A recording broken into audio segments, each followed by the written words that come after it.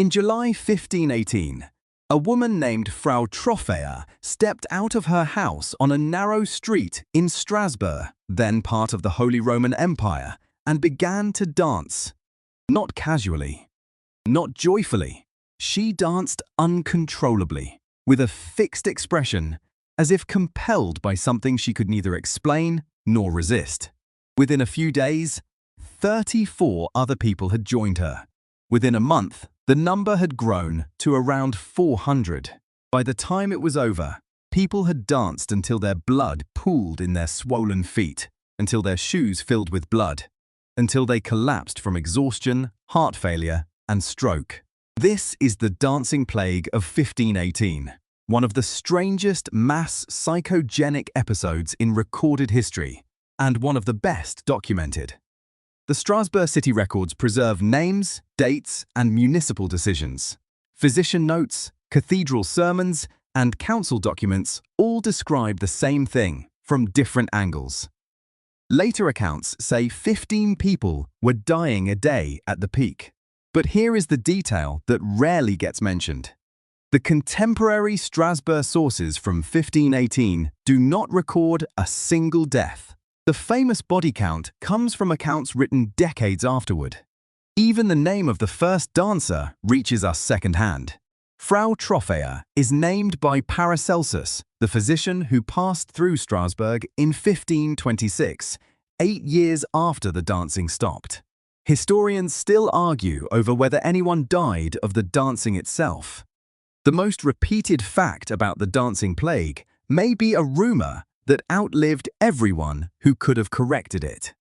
To understand the scale, consider that Strasbourg in 1518 had a population of roughly 20,000 people.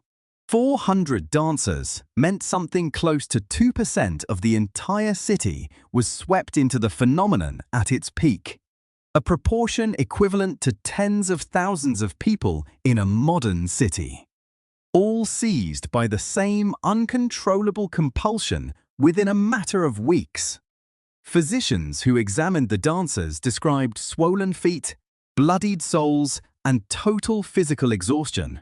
Yet many of the afflicted seemed unable to stop even when they visibly wanted to. Contemporary accounts describe dancers weeping and begging for help while their legs kept moving, a detail that captures how completely their conscious will had come apart from their own bodies. Frau Troffea kept dancing for a week, stopping only to sleep before resuming. Within days, her husband and neighbors had joined her. The city authorities had no idea what to do. 16th century medicine blamed overheated blood or the influence of the planets. Physicians recommended more dancing, to let the sickness work its way out of the body. A treatment that made everything worse. That advice produced one of the strangest civic decisions in the whole affair. The Strasbourg Council decided to treat the outbreak by leaning into it rather than suppressing it, acting on the medical opinion that the dancers needed to sweat the affliction out. Officials hired guild musicians, drummers, and pipers, and paid strong young men to physically hold up exhausted dancers so they could keep moving without collapsing. Guild halls were cleared to make room. So was the grain market. A city government was now funding, staffing, and scheduling the exact behavior it was trying to eliminate. It backfired immediately. The constant rhythm and the crowd of onlookers seemed to draw in new participants rather than burning the thing out. And Strasbourg found itself paying professional musicians to feed the epidemic it wanted gone. Then, the council tried containment. A wooden stage was built outside the city walls to hold the dancers. It did not hold them. Music and public dancing were banned across the city. People danced anyway. Eventually, the council sent the dancers away on a pilgrimage to a mountain shrine in the Vosges dedicated to Saint Vitus, who was believed to both inflict and cure dancing sickness. The dancers wore red shoes marked with crosses, sprinkled with holy water, and carried small crosses in their hands. There was incense and Latin incantation, and a long walk uphill out of the city. Many of them stopped dancing. The church called it a miracle. This is where the term Saint Vitus dance comes from, and it is where John Waller, the historian who wrote the most detailed account of the episode in his book A Time to Dance, A Time to Die, makes his central argument. Waller reads this as mass psychogenic illness, extreme psychological stress surfacing as physical symptoms and spreading through a population like a contagion. And 1518 was a catastrophic year to be in Strasbourg. The region had endured repeated failed harvests and famine. Smallpox and syphilis were moving through the population. Orphans and beggars filled the streets. Waller's reading is that the dancing began as a stress-induced trance in one malnourished woman and spread through a community already primed for the same release, one that did not require anyone to name what they were actually afraid of. The main rival explanation is ergotism. Ergot is a fungus that grows on damp rye and contains compounds chemically related to LSD. Contaminated bread can cause hallucinations, convulsions, and violent twitching, and it did periodically poison whole villages in medieval Europe. But Waller rejects it here. Ergot poisoning produces gangrenous limbs and burning pain in the extremities, not coordinated dancing that pauses and restarts over weeks. It cannot explain why the afflicted were able to keep moving for days on legs that ergot would have starved of blood. And it does not account for the dancing stopping after a pilgrimage, when the contaminated grain would still have been in the food supply back home. Modern research on mass psychogenic illness has identified a consistent physiological backdrop for episodes like this one. Chronically elevated cortisol and adrenaline in populations under extreme, prolonged stress, priming the nervous system for exactly the kind of involuntary motor behavior the Strasbourg chroniclers described.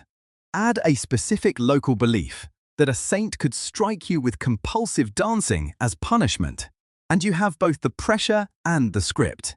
A trance or convulsive episode in one visibly stressed person becomes a kind of permission slip for a community carrying the same unspoken terror, offering a socially sanctioned way to physically discharge a fear nobody had the vocabulary to describe. Strasbourg was not isolated. Similar outbreaks recur across Europe for centuries. In Kolbig, in Saxony, an 11th century account describes dancers reportedly cursed to keep going for a full year. In 1374, hundreds danced through Aachen and Liège, months after a devastating flood of the Rhine had wrecked harvests along the whole river. In 15th century Apulia, in southern Italy, a condition called tarantism, blamed on the bite of a local spider, was treated with days of music and dancing, and became so embedded in regional life that it shaped the folk music of the area for generations.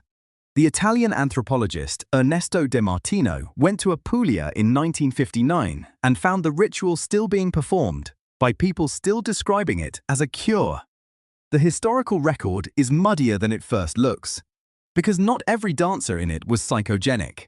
The word for these episodes, chorea, is simply the Greek word for dance, and it is still a medical term today. Sydenham's chorea is a genuine neurological complication of streptococcal infection that produces involuntary, jerking, dance-like movements, mostly in children. And it was also called Saint Vitus dance for centuries. Some individual cases folded into these historical outbreaks were almost certainly real neurological disease, which is part of what makes 1518 valuable. The scale and the speed of it are very hard to explain any other way. Researchers who study social contagion now find the same mechanism operating in far more mundane settings. Outbreaks of sudden fainting, nausea, rashes, and difficulty breathing have been documented sweeping through factories, schools, and offices, typically starting with one or two people under genuine stress and spreading through sight and sound alone, with no toxin, virus, or physical cause ever identified. One of the classic studies concerns a 1962 outbreak in an American textile mill, where dozens of workers fell ill with symptoms they attributed to the bite of an insect in a shipment of cloth. Entomologists found nothing that could have done it. The brain's mirror systems, the same machinery that makes you wince when you watch someone else get hurt, appear able to translate observed distress into real, involuntary physical symptoms in a susceptible observer. The line between psychological and physical illness is far blurrier than it feels from the inside. In 1962, at a girls' boarding school in Tanganyika, one student started laughing uncontrollably. Within weeks, the laughter, along with crying and agitation, had spread to nearly 1,000 people across multiple villages. The school closed. The episode ran for more than a year. In 2011, at a high school in Leroy, New York, a cluster of teenage girls developed sudden involuntary tics and vocal outbursts resembling Tourette syndrome.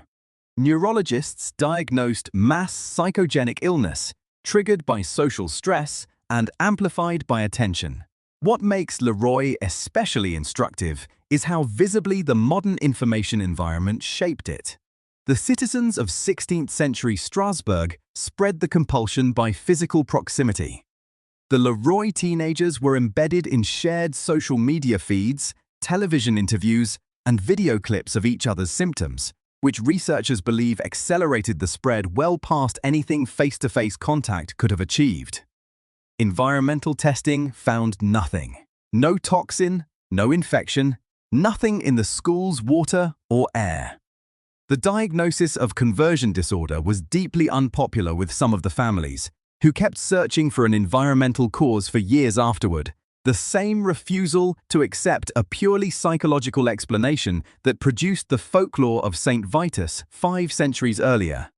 What sets 1518 apart is the paperwork. The council records survive. We know the names, the dates, the medical opinions, the civic decisions, the route of the pilgrimage. One of the men who recorded the outbreak was Sebastian Brandt, author of the era's best-selling satire The Ship of Fools, who by 1518 was serving as Strasbourg's city clerk, a man who had made his reputation writing about human folly, filing minutes on 400 of his neighbors dancing in the street. The event was processed through the full bureaucracy of a functioning medieval city, and the bureaucracy outlasted both the dancers and the city that tried to contain them. And there is a final detail that makes the story linger. The pilgrimage probably did work, but not for the reason anyone at the time believed. The most effective treatment we know of for mass psychogenic outbreaks is removal from the triggering environment. The pilgrims were not cured by Saint Vitus. They were cured by a long walk out of town, away from the crowd, away from the hunger and the fear, and away from the silent permission to keep dancing that came from watching everyone else do it. The dancing plague of 1518 was over by September.